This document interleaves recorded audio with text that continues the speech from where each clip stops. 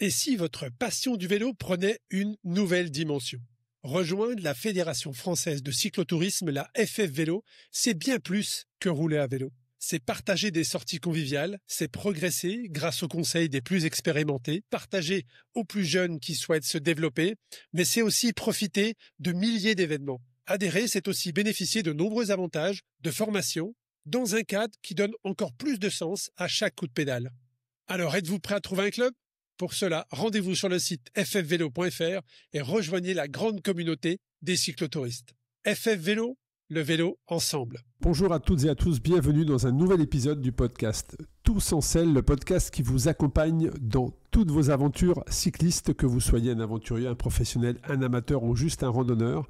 Bienvenue sur ce podcast. D'ailleurs, on parle de podcast Tous en selle, mais il y a également le festival qui va bientôt lancer sa 6e édition qui se tiendra du jeudi 6 novembre au 11 décembre. Nous avons une magnifique programmation de films inédits et exclusifs mettant en lumière de superbes aventures, que ce soit à vélo, que ce soit en randonnée, que ce soit des cyclistes, des aventuriers. Bref, vous verrez, la sélection est juste incroyable. Il y a 50 dates qui sont prévues à travers la France, même l'Europe. On passe de Marseille, d'ailleurs en France, Marseille, Brest, Strasbourg, Lille et bien d'autres destinations. Et il y aura sûrement une projection proche de chez vous. Pour ça, je vous invite à vous rendre sur le site tousencelle.eu et réserver vos places. Quant à moi, je serai au Grand Rex à Paris le 6 novembre pour justement le lancement de cette 6e édition. Aujourd'hui, nous allons aborder un sujet essentiel. Dans cette capsule, avec Loïc, notre coach, nous avons déjà abordé sur la saison 2 la FTP, comment s'entraîner avec peu de temps. Aujourd'hui, on va s'attaquer à un sujet pour tout cycliste ambitieux, comment planifier la saison 2026, ou en tout cas la saison qui arrive. Salut Loïc, comment ça va ? Bonjour, ça va. Tout va bien ? Tout va bien. Bon, écoute, tu me rassures. Alors, planifier la saison cycliste, c'est bien plus que simplement inscrire quelques courses sur un calendrier. C'est une stratégie, un travail de fond qui commence bien avant le 1er janvier. On choisit les bonnes épreuves en fonction de son niveau, de ses objectifs. On va voir tout ça. Cela va découler sur justement organiser des périodes de repos, d'entraînement pour être au top le jour J. D'ailleurs, on posera également la question à Loïc, mais combien est-on en capacité aujourd'hui d'avoir d'objectifs dans l'année ? Est-ce qu'on peut avoir 10 objectifs dans l'année ou 1 voire 2 ? Tout ça est très très intéressant. Comment gérer ces plages de récupération ? Ça fait aussi partie de la planification. Bref, cet épisode s'annonce passionnant. Alors, à vos marques, prêts, toutes et tous en selle. Nous sommes partis. Alors justement Loïc, comment préparer efficacement une saison cycliste ? Quand est-ce que ça commence ? Oula, on est direct dans le vif du sujet. Quand est-ce que ça commence ? Tout le temps ? Tout de suite ? Mais est-ce que là, au moment où est diffusé cet épisode, en novembre, est-ce que c'est à ce moment-là où on planifie la saison suivante ? Est-ce qu'on doit y réfléchir dès mars ou dès mi-saison d'avant ? Ou est-ce qu'on peut juste commencer à s'y attaquer en février ? Quand tu appelles planifier, c'est-à-dire réfléchir. Alors, réfléchir à ce que tu vas faire et à tes entraînements, ou alors commencer à t'entraîner. Pour moi, planifier, c'est de se dire, c'est une notion d'objectif. C'est-à-dire, si tu planifies quelque chose, c'est que dans cette planification, tu vas y mettre l'objectif final. Alors, ça peut passer par une performance, ça peut passer par une date de voyage à vélo, ça peut passer par un objectif de puissance. Tu te dis, j'en sais rien, l'année prochaine, je veux dépasser les 1200 watts sur un sprint. Donc, quelle que soit l'année, donc, tu vas planifier pour y arriver en fonction de là où tu pars. Si tu te dis, l'étape du Tour, je veux faire un top 10. Tu sais que l'étape du Tour, c'est à peu près mi-juillet, quoi. Voilà. Donc, je veux juste finir. Ou alors, je veux juste finir. Voilà. Mais en tout cas, pour moi, planifier une saison, c'est positionner justement dans cette saison les moments où tu veux te sentir bien, performer, gagner, top 10, juste finir. Donc pour moi, la planification, elle commence là. Maintenant, c'est quand faut-il la planifier ? C'est-à-dire qu'est-ce que 6 mois, c'est nécessaire selon toi ? Est-ce qu'un an est nécessaire ou est-ce que c'est la période dans laquelle on est là, donc novembre, combien de temps c'est la bonne avant, période ? En fait, combien de temps avant ? Mais je vais te dire, le plus tôt possible, c'est le mieux. Plus, parce que ça te donne le plus de temps pour réaliser. Et là, la période dans laquelle on est, l'automne, est-ce que c'est la bonne période ? Ben, on va dire que c'est souvent la période où tu relâches. Donc c'est la période où tu as plus de temps pour réfléchir à ce genre de choses. Donc je te dirais oui, mais après il y a des gens qui ont des objectifs en novembre ou en décembre. Quelqu'un qui doit préparer sa saison de cyclocross. Voilà, ça fait un moment qu'il a commencé. Et inversement, certains ont des objectifs dès mars-avril. Exactement. Donc là, en novembre, c'est presque trop tard. Enfin, tout dépend de là où tu pars. Exactement. Tu vois, j'entraîne des gens qui font une discipline qu'on appelle le cani-VTT. Le cani-VTT, c'est en fait, ton chien, il a attaché... Tu attaches ton chien à ton vélo. Avec un tendeur et un ressort pour amortir. Et c'est des épreuves assez courtes. Ça dure 5, 6, 8 minutes max. Et le cani-VTT, la discipline, elle se pratique avant tout en hiver. Parce qu'en été, il fait trop chaud. Et les chiens, ils ne peuvent pas produire des efforts sans prendre le risque de mourir d'un arrêt cardiaque quand il fait trop chaud. Donc, ils pratiquent l'hiver. Donc, le championnat de France, le championnat d'Europe, le championnat du monde, c'est l'hiver. Donc, eux, ils ont planifié leur saison en été. Donc, en fait, voilà. Mais dans la majorité des cas, si vous faites du vélo de route, tout se passe de février à novembre. Et donc, forcément, à partir de là, vous pouvez commencer à réfléchir à la saison d'après. Mais si vous avez un objectif début mars ou février de gagner, moi, je sais pas, l'Essor Basque, qui commence la deuxième semaine de février ou la deuxième semaine, oui, là, il faut pas s'y mettre en novembre. Voilà. Mais dans ces cas-là, généralement, tu sors d'une saison, donc en fait, plus ou moins préparé déjà. Donc en fait, ça dépend de plein de situations. Si vous avez arrêté le vélo depuis plusieurs mois, plusieurs années, et que vous écoutez un podcast d'Ultra Talk sur quelqu'un qui a fait la RAF ou qui a fait, je sais pas moi, qui a traversé la Laponie en vélo et que vous dites, je veux faire ça dans 3 mois, c'est trop tard. Ça va m'amener sur un deuxième sujet. Mais juste avant, quand je vous dis en introduction qu'on parle à tous les passionnés de cyclistes, là, le cani-VTT, on passe de Pogacar à l'épisode précédent au cani-VTT. Donc voilà, on est transversal. On est transversal ou on n'est pas transversal? On est au niveau de notre promesse. Ouais. Donc voilà. Ensuite, ça m'amène sur le deuxième sujet. Donc là, tu as répondu effectivement à cette question. C'est quand planifier, comment planifier? C'est toujours... plus ou moins 1 an à l'avance en tout cas, ou entre 10 et 12 mois que tu commences à planifier ta saison, quel que soit ton niveau, quel que soit ton objectif, mais en tout cas, mieux vaut anticiper pour te donner un maximum de chances d'atteindre ton objectif. Alors justement maintenant, c'est comment définir les objectifs. Toi qui es coach, tu as forcément des sportifs qui viennent te voir en te disant soit je veux terminer l'étape du Tour, soit je veux gagner l'Essor Basque, soit je veux faire un top 10, soit je veux gagner la RAF. Comment définir des objectifs réalisables pour l'année? Alors, comme dirait Olivier Blanc, que tu connais très bien puisqu'il vient de terminer la RAF en duo avec Stéphane, qui est malvoyant. Sur un tandem. Il dit, avec Loïc, c'est simple, quand tu lui dis je veux faire ça, il te dit toujours oui.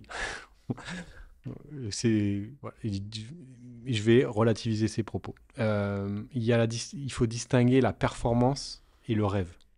C'est 2 choses différentes.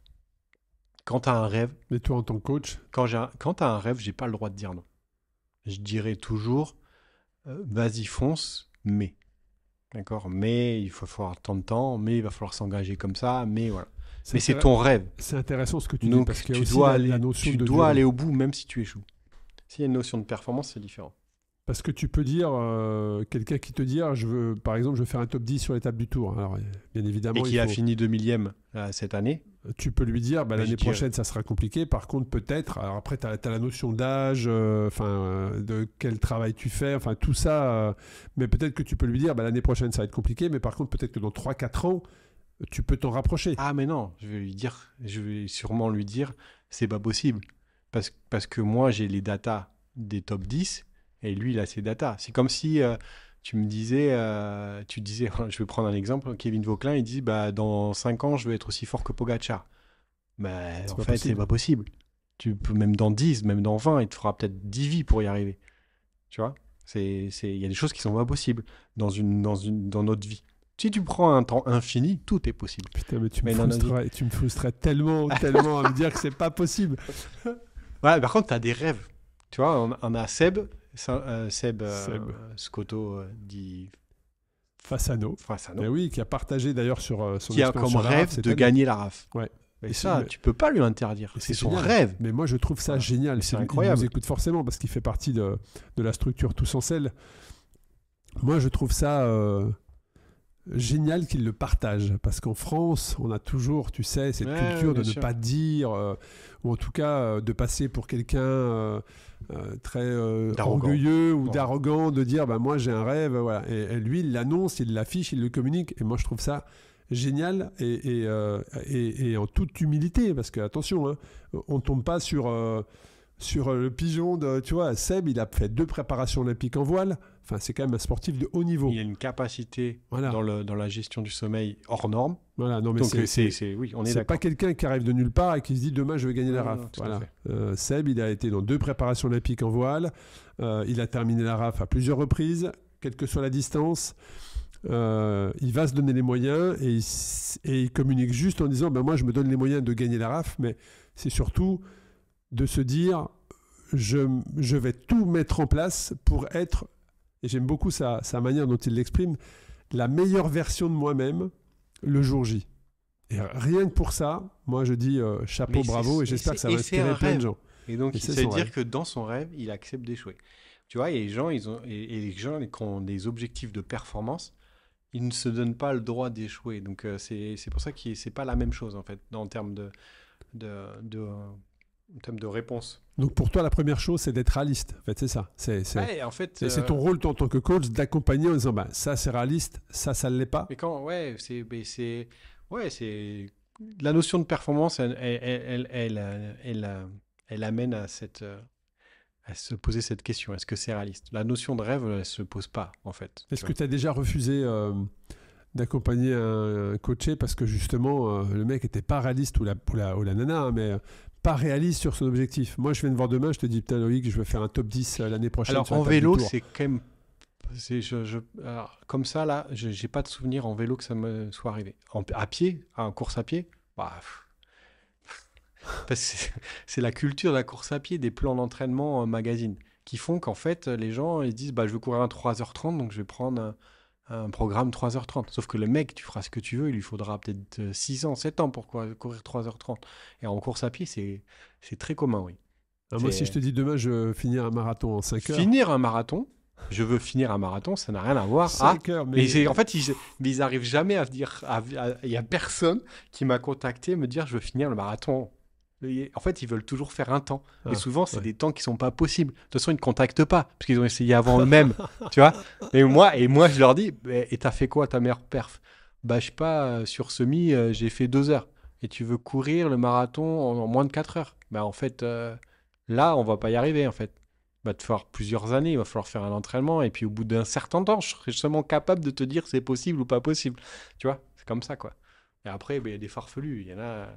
Oui, j'en ai qui aussi en vélo, ça m'est arrivé, qui viennent te voir et qui disent je suis en PC Open et je veux monter en première catégorie, tu vois, ou je veux rentrer en DN2, DN3.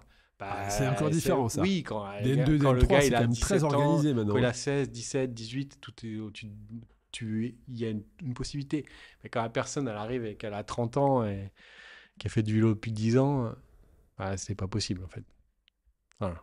Intéressant. Donc le premier conseil, en tout cas, comment définir des objectifs réalisables pour l'année qui vient, c'est la première chose, c'est d'être réaliste. Ça veut dire de positionner un planning validé par le coaching, par le coaché et le coach justement. C'est d'abord évaluer à l'instant présent ce qu'est ton potentiel. Ça c'est important. Et c'est bien la différence entre la perf et le rêve. Le rêve, il y a une notion d'aventure, il y a une notion de poésie, tu vois. Et quand Olivier m'a appelé me dire oui, regarde, j'ai un projet fou, je veux faire la Race Cross France 1000 km en tandem avec un malvoyant qui a jamais fait de vélo et qui fume 20 cigarettes par jour. Là, tu sais, ça paraît fou. Mais en fait, quand il dit ça, dans sa tête, c'est pas je vais le faire absolument, c'est je veux vivre l'aventure. Et donc là, tu dis, oui, vas-y, fonce. Peu importe ce qui arrivera, on va faire en sorte de réussir. Mais tu verras que même si tu ne vas pas au bout, l'aventure, elle sera incroyable. Alors que le mec, il dit, je veux faire un top 10 à l'étape du Tour ou à la Marmotte et qui fait 50e, bah là, il va te dire ouais, tu m'as mal préparé, machin, alors qu'au début, tu savais très bien que c'était pas possible. Donc autant le dire de suite, quoi. Tu vois, que de te retrouver dans des trucs. Donc ça veut dire être réaliste en fonction des capacités de la personne, du temps qu'il peut y consacrer, du passé, de l'expérience passée, qui va nous dire si c'est capable ou s'il est possible, si c'est possible ou pas possible. Moi, j'aime beaucoup aussi, en préparant cet épisode, je me suis un petit peu documenté et dans comment définir des objectifs. Il y avait cette notion que certains appellent la projection mentale, c'est de se dire ok, très bien, tu veux faire ci, tu veux faire ça, on l'a validé ensemble, c'est réaliste, mais qu'est-ce que ça va t'apporter? C'est-à-dire qu'une fois que dans un an par exemple, si tu as atteint tes objectifs ou pas, ben en fonction de si tu l'as atteint ou pas, qu'est-ce que ça va t'apporter?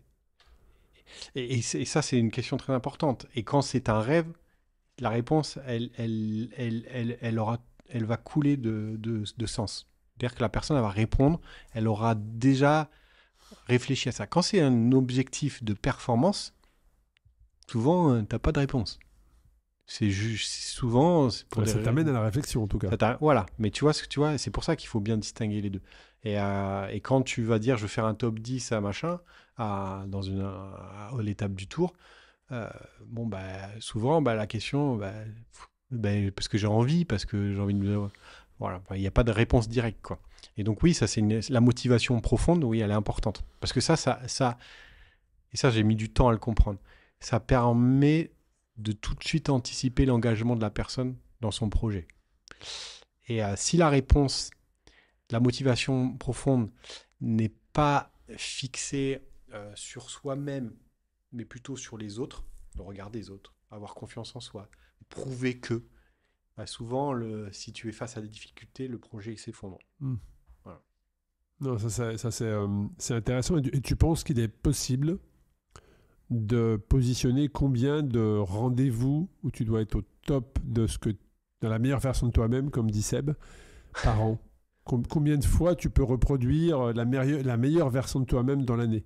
Alors là aussi, je parle pour un cycliste moyen, quelqu'un qui fait du vélo. On peut parler, alors en compétition, alors un amateur, combien de fois dans l'année il peut être au top? Un professionnel, Van Der Poel, voilà, combien de fois il peut être au top dans l'année? Un ultra cycliste aussi, je pense à des professionnels, le Tour de France femmes par exemple, le Giro féminin qui est en même temps que le Tour de France, mais voilà, Vollering par exemple, elle peut avoir combien d'objectifs dans l'année? Juliette Labou, combien d'objectifs dans l'année?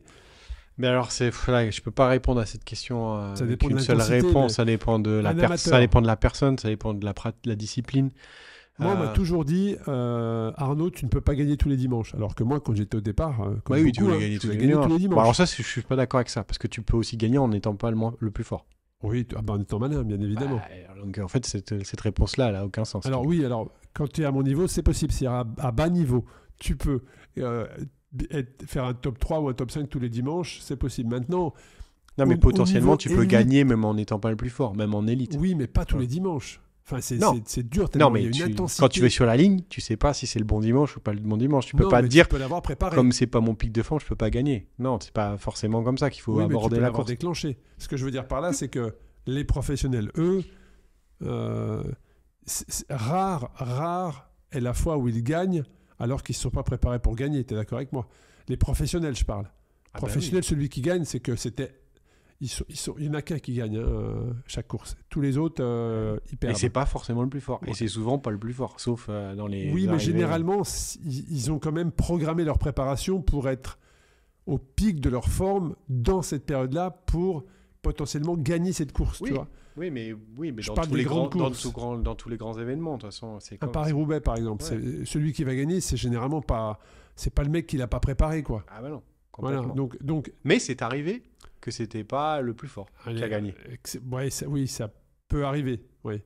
Ouais. Il y a des courses où ça arrive jamais, mais alors, un professionnel, combien de pics de forme sur une course d'un jour? Alors un professionnel, mais c'est là où il faut vraiment se poser des questions, parce que cette question-là, elle sous-entend comment un cycliste peut gérer la fatigue. Parce qu'en fait, c'est ça. C'est-à-dire que si tu es tout le temps en forme, c'est-à-dire que tu n'es jamais fatigué. Donc, pensez aux personnes qui gagnent tout le temps, toutes les courses sur tous les terrains, du janvier à novembre. On vise personne. Donc, ils sont jamais fatigués. On vise personne. Comment c'est possible? Qu'on vienne m'expliquer. Voilà. Donc ça... Venez nous expliquer. Venez nous expliquer. Je vous attends là qu'on m'explique comment vous faites pour jamais être fatigué. Parce qu'en fait, c'est la gestion de la fatigue. Quand tu sors d'un Tour de France de 3 semaines, t'es épuisé, pour aller gagner la Vuelta qui est 3 semaines après, je sais pas comment ils font. Je ne sais pas comment ils peuvent faire, en fait, d'enchaîner. Alors, non, parce qu'il y a l'intensité physique, mais aussi le mental. Alors, quand tu as fait que ça dans l'année, je pense que c'est... Oui, bien sûr, c'est peut-être possible. Mais si tu as fait... tu as gagné en janvier, en février, en mars, en mai, en juin, en juillet, en août, en septembre, en octobre, les championnats du monde, et qu'après, tu reviens et tu refais 9 mois où tu n'es jamais fatigué et que tu gagnes tout, bon, voilà. Ça, c'est pas un modèle. Le modèle, c'est comment je gère ma fatigue. Donc, et puis, il y a la discipline aussi.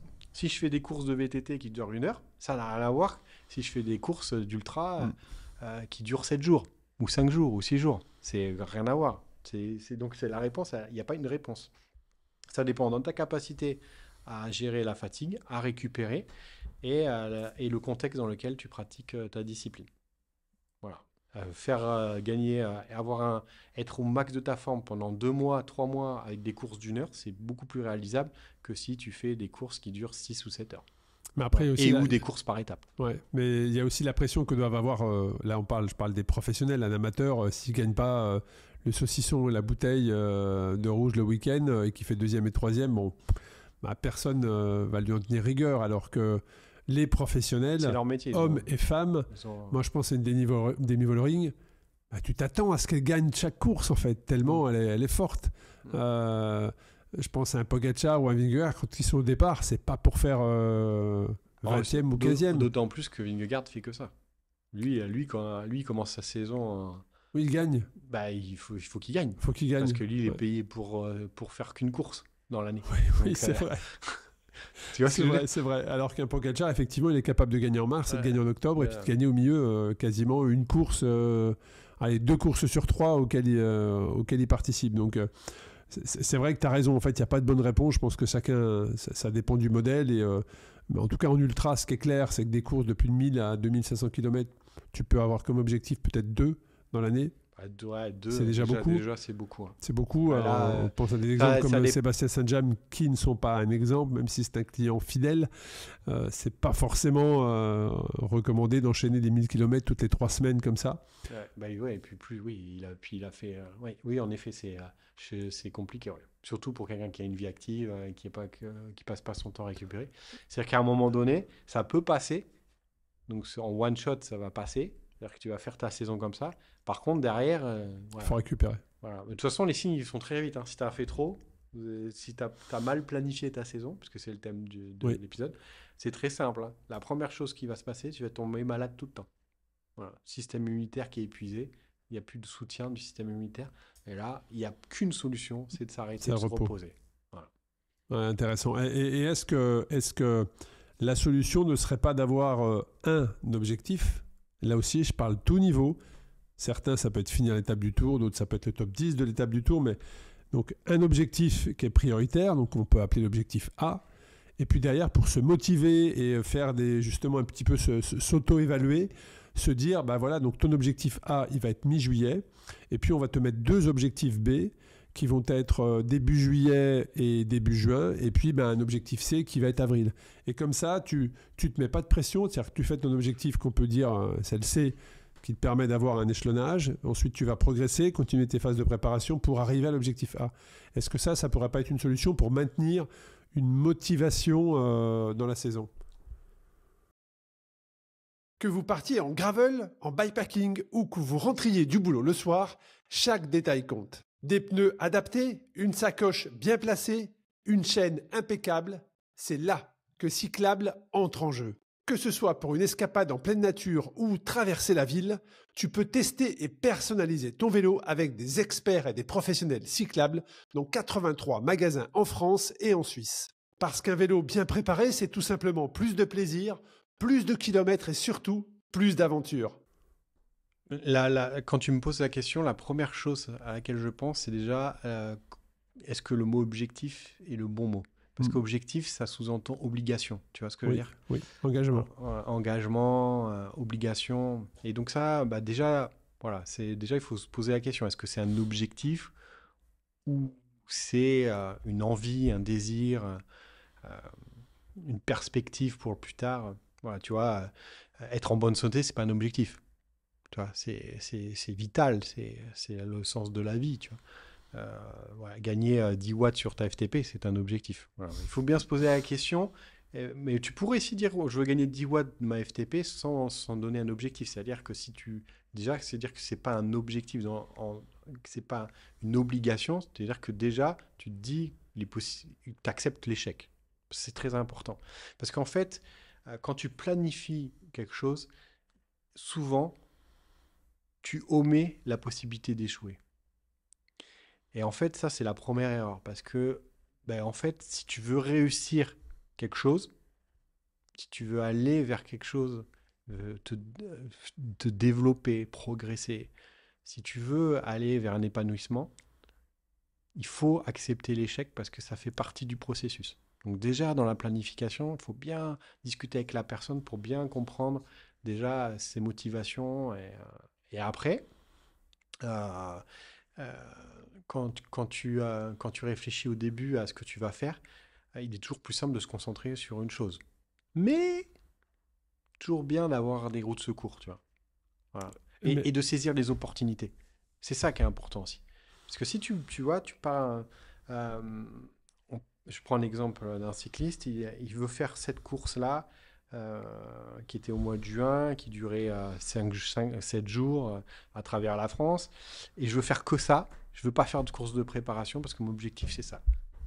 Sauf qu'en fait, tu t'aperçois que 2 mois avant, tu étais en forme de ouf, tu vois. Mais ça aurait été bien de t'avoir laissé l'opportunité de faire un petit tour en Belgique, par exemple, tu vois. Voilà, c'est un exemple. Et comment tu conserves le plaisir dans tout ça? Qui dit notion d'objectif, dit notion d'obligation de résultat ou obligation d'engagement. Je pense est-ce que le plaisir s'estompe pas c'est purement des réflexions personnelles, mais je pense que le plaisir, il passe déjà par s'enlever de la tête de l'obligation, de se laisser des espaces de liberté. Et dans la planification, c'est vrai que d'éventuellement penser que tu peux échouer et d'essayer de réfléchir à ta réaction, essayer de te projeter sur ça, de se dire de visualisation et de voir ta réaction. Déjà, je pense que c'est un processus qui permet de prendre du plaisir, tu vois. Voilà. Et tes motivations, pourquoi tu fais ça? Je t'ai dit, si tu fais ça pour l'autre, pose-toi des questions. Si tu le fais ça pour toi, c'est-à-dire que tu as vraiment une recherche personnelle dans ce que tu fais, voilà. Parce que tu es lever les bras pour se sentir fier, parce que j'ai levé les bras, je me sens fort, tout ça, c'est pas très personnel, tu vois, c'est vis-à-vis de l'autre. Mais lever les bras, parce que tu vois, tu le dis, tu sais, la sensation que tu as quand tu gagnes un sprint à 2 et que tu vois, et de reproduire ça, voilà, l'explosion, ça c'est très personnel, tu vois. C'est des motivations profondes qui sont différentes. Ça m'est arrivé 2 fois, hein, mais quand même, je m'en souviens. Je gagnais beaucoup. Mais celle-là, on l'oublie jamais. Mais moi, les plus belles victoires, c'était... La preuve, je m'en souviens. Ouais, moi, je me rappelle d'une à Morsins. J'étais junior et je courais à l'époque, c'était c'était catégorie élite 1, 2, 3. Oui, et après, il y avait... régional, et voilà. Et donc là, je courais, j'avais 18 ans, je courais en régional 1, tu vois. Et je me rappelle, on était plusieurs échappés, et après, à la fin, on se retrouve à 3, mais un par un, tu vois. Et je suis le 3e. Et je double le premier, le 2e, et je double au sprint le premier. Mais tu sais, dans le sprint, alors qu'il y avait 50 mètres d'écart. Wow, ça, tu vois, je ne l'oublie pas. Parce qu'en fait, tu n'y crois pas. Et puis tu vois qu'au sprint, tu remontes et tu passes et tu lèves les bras. Et cette sensation est incroyable. Moi, cette sensation, la dernière, enfin j'en ai 2, hein, mais celle qui a été la plus marquante, c'était un 13 juillet. Je me souviens plus vraiment de l'année, mais c'était vraiment, j'étais en pic de forme. J'avais gagné 2 jours avant et j'avais regagné 2 jours après. Mais ce jour-là, c'était en national. Et c'était les allées du parc à Dijon. en nocturne, semi-nocturne, et j'étais assez fort en semi-nocturne. Les vire-vire, j'étais capable de maintenir un rythme élevé pendant longtemps.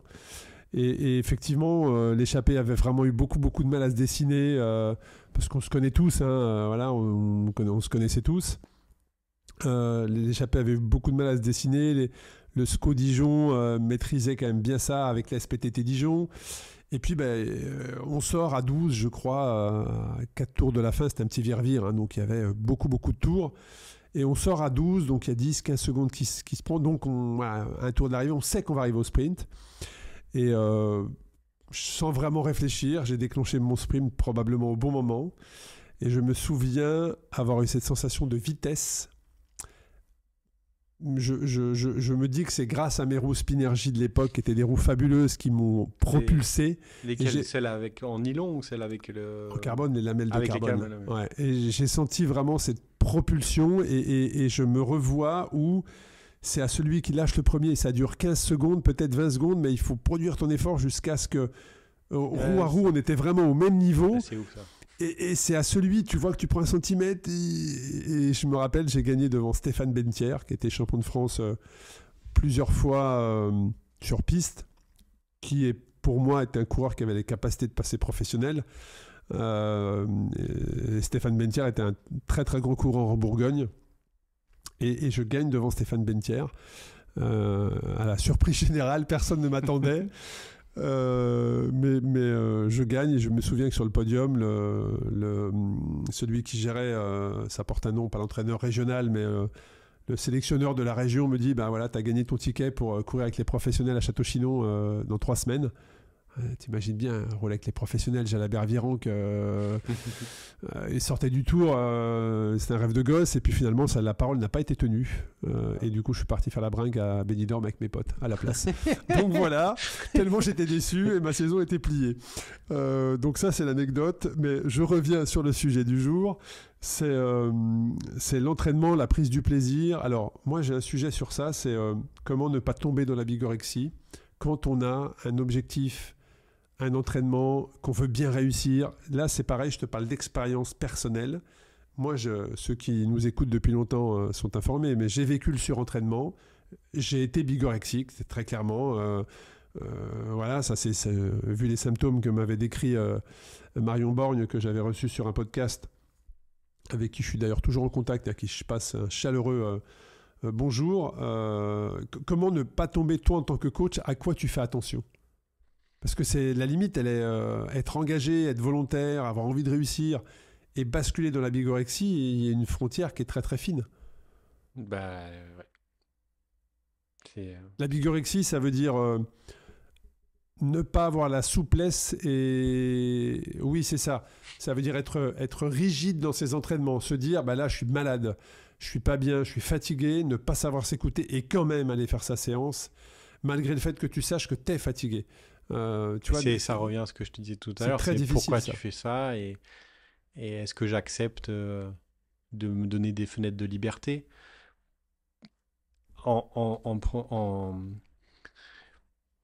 Ouais, c'est accepter de se reposer. Très peu d'athlètes sont capables de s'écouter vraiment. Comprendre que le repos, ça fait partie de l'évolution, de l'adaptation. Et ouais, être flexible, être capable de s'adapter à toute situation. C'est ça, je suis malade, je ne vais pas m'entraîner. J'ai passé une mauvaise journée, je ne vais pas m'entraîner, je privilégie de me reposer. Mais c'est toute une éducation. Il y a sûrement une partie... tu vois, les gens qui sont bigorexiques, ils le sont pour plein de raisons. Il y a sûrement une partie génétique, il y a sûrement une partie aussi du microbiome, la constitution au niveau intestinal de ton microbiote. Il y a plein de choses comme ça, tu vois, c'est pas si simple. Et puis il y a cette notion de motivation, quoi. Quelle est ma motivation et comment, dans la vie de tous les jours, déjà, je suis par rapport à... Est-ce que je suis très scolaire ? Est-ce que je suis capable de sortir du cadre parce que j'ai le recul nécessaire pour... m'apercevoir que je fais des erreurs ou que ça ne convient pas à long terme. Parce qu'en fait, c'est ça. Tu vois, quand tu es dans la performance pure, Et tu l'as été, c'est sûr, parce que c'est quelque chose dont tu parles beaucoup de la performance. Quand tu es dans la performance pure, tu vas vers ça, forcément. Oui, non, mais c'est sûr. Hein. Vers ça. Et les professionnels, ils le sont tous. C'est pour ça que l'entourage... Oui, je pense aussi. Ouais. Ah oui. Moi, j'étais dans les années, puis encore quand je vois... Mais la performance, c'est vainqueur, sur un court terme. Ouais. Tu vois, du long terme, Bah oui, ouais. c'est pas pareil. Mais il y a cette notion de poids. On a été quand même assez traumatisés, nous, par le poids, où les entraîneurs nous couraient avec la pince, tu sais, pour te prendre le gras sur les poignets et de savoir si c'était gros ou pas, alors qu'on était tous affûtés. Mais quand je vois encore le vainqueur du Mont Ventoux cette année, moi, je suis inquiet, quoi. Enfin, tu vois, je me dis, waouh, ouais... S'il veut un petit peu maigrir, il faut lui enlever une jambe, en fait. Tu vois ce que je veux dire ? Moi, c'est choquant. Je trouve visuellement, c'est choquant. Mais oui, la bigorexie, et je pense que l'entourage joue un rôle sur ça. C'est-à-dire que l'entourage doit alerter ou doit discuter, doit communiquer, doit alerter. À côté du moment où il y a trop de rigidité, où il y a de la nervosité, parce que tu rentres du boulot, tu es fatigué, il faut accepter de se dire, attends, moi, je me repose. Écoute, ça fait 6 ans... je vais lancer la saison 7 du podcast Ultra Talk.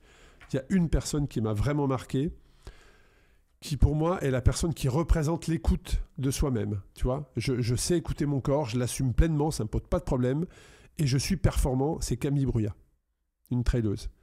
Camille a la gentillesse de me recevoir chez elle dans la région d'Annecy. On avait fait un podcast, je me rappelle, en soirée, et... moi, elle respirait, en fait, là, c'était sain, tu vois ce que je veux dire, c'était pas que des paroles. Ouais. Elle habitait vraiment le truc, et moi, elle m'a vraiment marqué.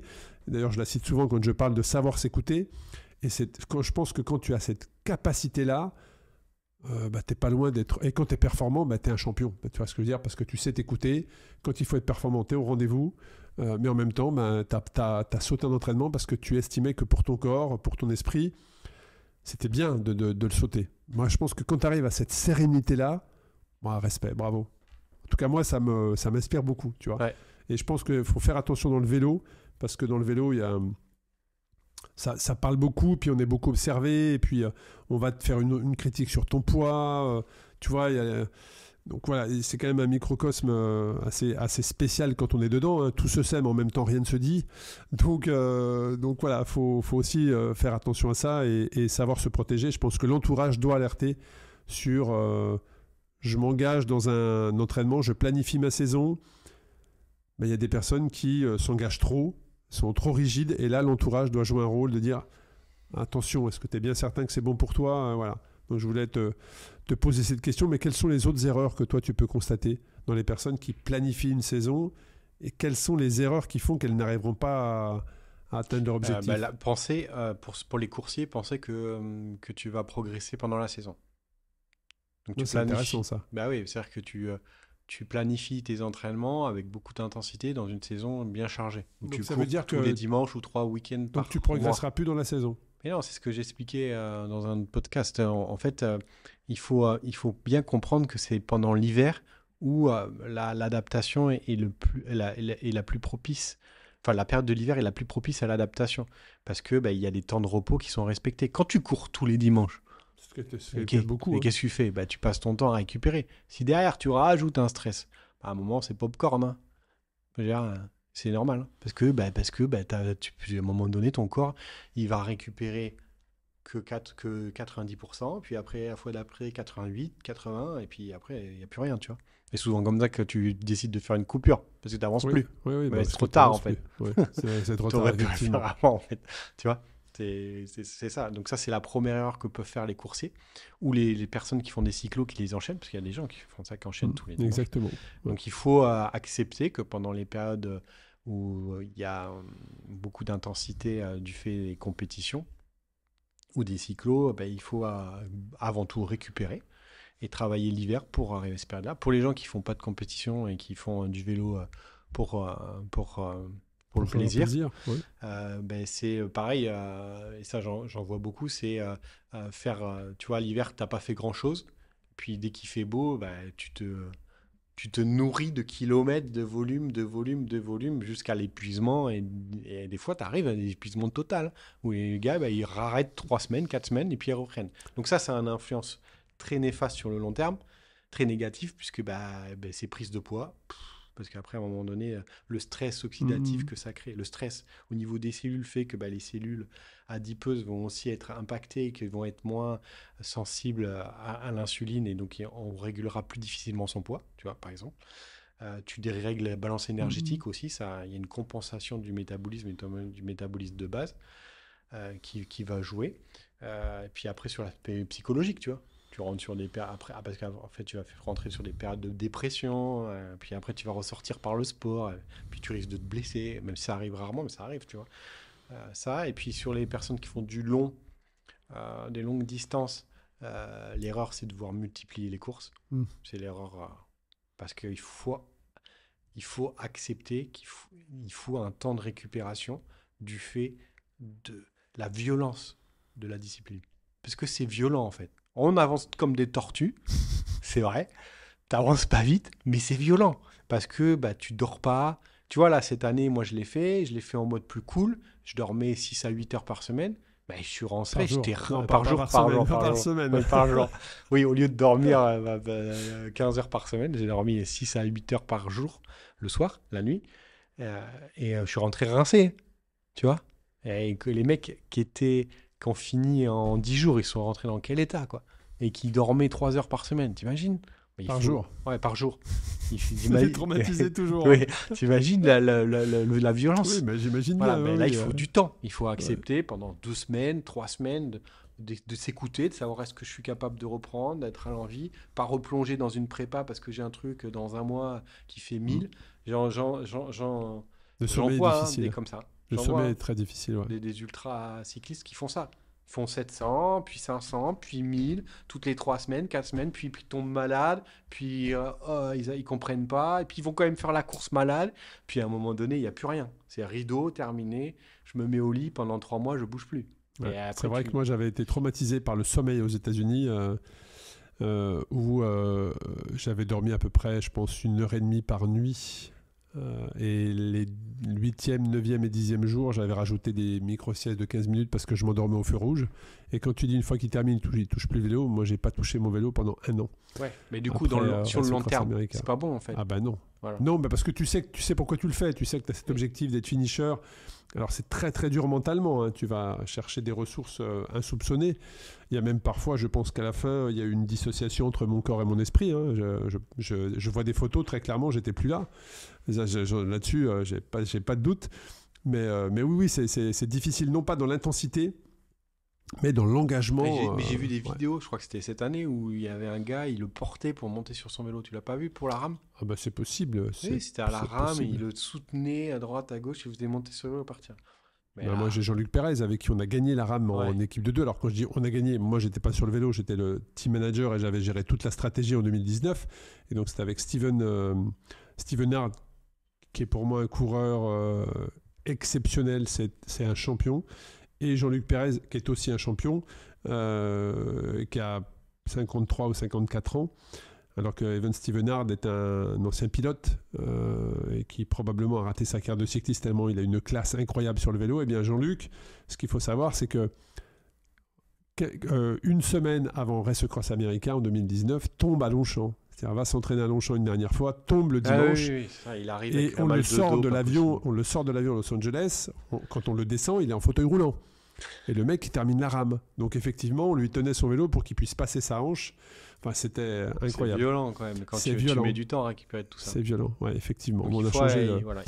On est hors sujet. Non, on n'est pas hors sujet. C'est pour montrer que voilà, quand c'est violent comme ça, il faut accepter d'une planification souple. Sur laquelle là on a exemple le vainqueur. De toute façon, ça doit aller. Le vainqueur. Regarde, je vais donner un exemple concret. Le vainqueur de la Race Cross France cette année, Jonas Verest, devait faire que j'entraîne. Devait faire la transcontinentale un mois après la Race Cross France. Donc Race Cross France, 2500 km, transcontinentale, 4000 km. En début d'année, on a dit qu'est-ce qu'on priorise ? Il a priorisé la RAF pour plein de raisons, émotionnelles, sentimentales, sur le vécu. Voilà. On s'est dit, on verra la transcontinentale, on verra après la RAF. C'est-à-dire qu'il a même, la transcontinentale, il faut tracer son parcours, une partie, tout ça. Il n'a rien fait Il n'a rien fait. À la RAF, il s'y est mis. Et à la fin de la RAF, on a dit, bon, on va faire plusieurs étapes. On va faire une semaine. Au bout d'une semaine, on va voir dans quel état tu es et on va envisager la suite. On a envisagé la suite. Bilan sanguin. Évaluation des valeurs sanguines, des valeurs biologiques pour voir à quel état il était. On refait un bilan après à 3 semaines. Et là, on voit et on se dit, tu fais ou tu fais pas. Évaluation psychologique aussi, avant tout. D'ailleurs, c'est le plus important. Sur chaque semaine. Mentale, ouais. Voilà. Et on réfléchit ensemble. Lui, il ne sait pas, il n'hésite pas. Moi, j'ai tout en main. J'ai dit non. Voilà, tu vas pas. C'est ridicule. Si on réfléchit à long terme, ça n'a aucun intérêt. Tu peux y aller. Peut-être que tu gagneras. Par contre, derrière, je ne te garantis pas que c'est blackout pendant des mois. Tout ça n'a pas d'intérêt. Et comme il est très intelligent, voilà. Et on reporte et on fait des trucs plus simples. Voilà. Très intéressant. Alors justement, ça m'amène à cette question. Est-ce que la planification d'une saison peut être différente en fonction de l'âge de la personne, de son expérience, de sa maturité? Quelqu'un qui a 18 ans, est-ce que tu vas planifier la saison de la même manière qu'un Jonas Verest, qu'une personne comme moi, tu vois, à plus de 50 ans, mais quoi. non, oui, parce que on va dire que tu pars du principe que plus tu prends de l'âge, plus tu te connais et plus tu es capable d'être raisonnable sur ton effort. Et donc ta gestion... pas. Mais si, la plupart du temps, c'est ça. Et donc dans ta gestion, t'es mieux. Ouais. On prend l'exemple de Jonas, il a fini au max de ce qu'il pouvait. Oui. Voilà. Mais quelqu'un qui est de plus âgé, est-ce qu'il aurait pu aller jusque-là? Je ne suis pas certain. Tu vois? Et inversement, quelqu'un de plus jeune, est-ce qu'il aurait pu aller au-delà de... d'être plus... Est-ce qu'il aurait pu mieux gérer? Il a géré avec la fougue de sa jeunesse, tu vois. Tu vois ce que je veux dire? Quand tu arrives, il te reste 580 km et tu te dis, je vais le faire d'un coup. Non, c'était 480. 480 km avec 11 000 de dénivelé. Et le mec, il te lève le matin, dit, allez, je vais au bout sans m'arrêter. Tu vois, quelqu'un qui a 20 ans d'expérience dans l'ultra, il aurait dit, ouais, je vais m'arrêter quand même. Tu vois. Mais lui, il a cette insouciance qui fait que... Et donc, il a été... Voilà. Donc, c'est pour prendre cet exemple-là. Donc, pour répondre à ta question, je pense que de façon générale, si on fait une moyenne, plus tu es âgé, plus tu es capable de gérer au mieux ta pratique. Et donc, de voir un planning un peu plus dense. Mais tu vieillis, tu récupères moins bien. Donc, il y a aussi... Tu vois, Alors, justement, tu récupères moins bien. Est-ce que dans la saison... on doit planifier 1 ou 2 coupures? Quand je dis coupure, c'est 1 semaine, 10 jours, 4 jours. Mais tu ne te donnes pas de limite. Donc c'est bien ça le truc. Alors. C'est bien ça. Tu ne te donnes pas de limite. Voilà. Alors, une à l'été, je trouve que c'est important parce que... Mais une coupure, c'est quoi dans une saison, c'est quoi une coupure qui n'a pas d'impact sur ta forme physique? Une coupure, une semaine, 10 jours, 15 jours, 3 jours? Une coupure, ça veut tout rien dire. Ça dépend de quel état de fatigue tu es. C'est-à-dire que tu es à l'épuisement total, une semaine, ça ne suffira pas. Il faudra peut-être 3 semaines, 1 mois. Donc forcément, ça a un impact sur ta forme à l'instant. Mais sur le long terme, non. Okay. Par contre, tu es au pic de ta forme et tu fais une coupure, tout est relatif, tu vois. Déjà, la coupure, dans le premier cas, il va rien faire que dormir, manger, se reposer. Et dans l'autre, il peut faire d'autres sports, tu vois. Donc, ça va pas, on peut pas généraliser les choses. Une chose que j'aime bien, moi, c'est quand même couper à la fin de la saison. Parce que ça, je trouve que c'est important. Et dans la planification, il faut le prévoir en premier, avec les périodes de repos, et couper pendant les vacances. Tu peux couper 2-3 fois dans l'année, tant que psychologiquement, c'est adapté. Si tu coupes, tu es chez toi, tu restes comme ça sur ta chaise, c'est dramatique. Mais si tu pars en vacances avec tes enfants, tu vas randonner, tu vas faire randonnée, faire des foot, machin, du ski, tu vas faire du ski, tu rentres, c'est pas une coupure, c'est que positif. Tu peux en faire 2-3 dans l'année. Intéressant. Tout ça est très très intéressant. On arrive sur la fin de l'épisode. Est-ce que tu as un dernier conseil, Loïc, à nous partager sur justement les personnes qui nous écoutent? Je rappelle, au moment où est diffusé cet épisode, on est en novembre, donc on est à l'automne 2025. Les gens commencent à planifier leur saison 2026. L'ouverture des inscriptions de différentes épreuves sont annoncées. Voilà, quel conseil tu peux donner? Si vous avez un rêve, il faut foncer et y aller les yeux fermés. Peu importe. Moi, je me rappelle, ça me revient comme ça, Nicolas qui me dit, m'envoie un message en novembre, j'ai fait une folie, regarde sur mon calendrier, je vois étape du tour, et il me dit, est-ce que je vais réussir à finir? Je dis, mais on ne se pose pas de questions, tu y vas, fonce et on verra. Parce que c'est ton rêve de faire l'étape du tour, parce que ça te paraît, c'est ta montagne, et que tu veux la franchir pour plein de raisons, et notamment les raisons personnelles, parce que tu veux apprendre sur toi, mais fonce. Et puis si c'est pas possible, si tu échoues, bah c'est pas grave en fait, parce que c'était pas l'objectif, c'était pas ton motivation profonde, c'était pas un objectif c'était plus que ça. Donc là, pour les rêves, je dirais aux gens, n'ayez pas de limite. Voilà. Et puis après, s'il vous faut, tu vois, je pense à Fabrice qui tu vois, Fabrice, c'est quelqu'un qui faisait pas de sport, qui a failli mourir d'un arrêt cardiaque.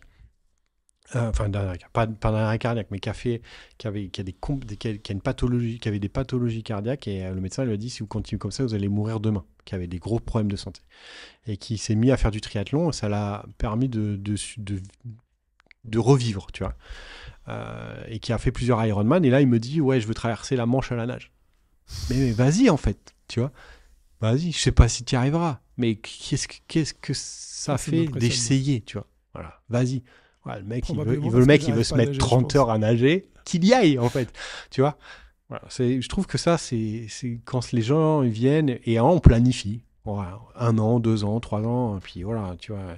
Puis si tu veux le faire dès la première année et que tu sais que ça va pas marcher, je lui dis, c'est pas grave, on y va, t'échoueras, t'apprendras et puis on recommencera, tu vois.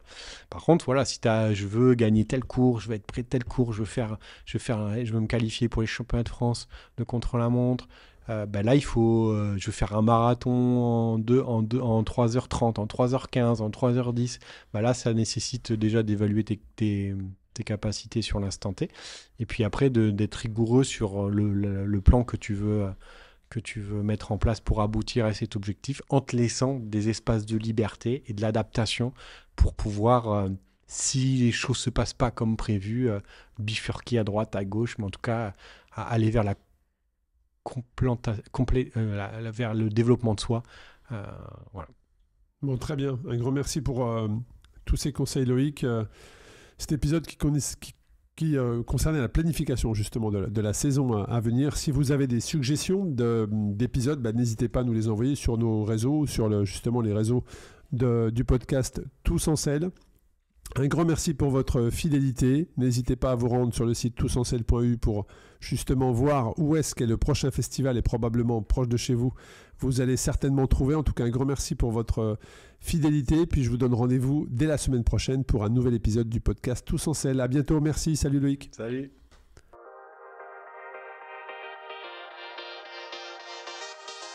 Merci d'avoir été avec nous pour cet épisode de Tous en Selle.